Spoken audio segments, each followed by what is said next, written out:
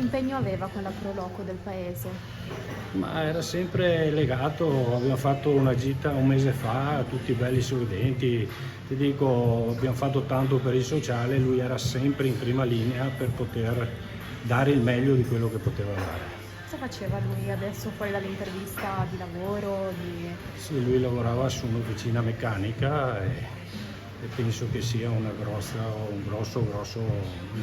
mancanza anche da parte di loro, perché lui partiva anche la mattina presto per andare a far partire la macchina pur di dopo prendersi un'ora magari per venire a fare quello che doveva darci una mano, quindi anche là sarà una gran sconfitta anche da quell'anno. Avete avuto modo di parlare con la famiglia?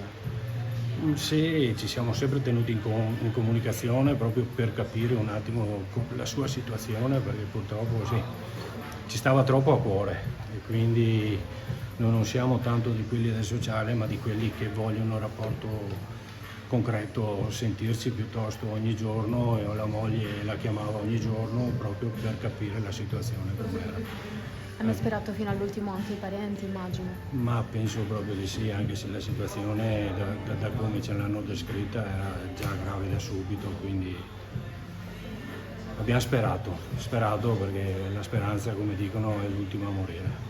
So che è prematuro, però pensate che durante l'ultimo saluto farete un ricordo particolare di lui? Ci sarà, immagino, Guarda, tutta la Pro Loco, tutto il paese. sì, beh, penso proprio di sì, anche perché era sul sociale da parte di tutti, era con gli alpini, era con la Pro Loco, ai bar chiedevano un aiuto e lui era sempre disponibile, quindi adesso ci troveremo, raduneremo e vedremo un attimo come dare il saluto nel miglior modo dei modi.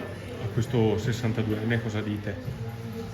No, non posso crocifissere nessuno, cioè qua bisogna capire, sarà la giustizia a dare il suo esito, non dico nulla, cioè c'è già troppa violenza, quindi è inutile darne sopra quella che c'è già, quindi vediamo un attimo come sono andati i fatti e come andrà a finire.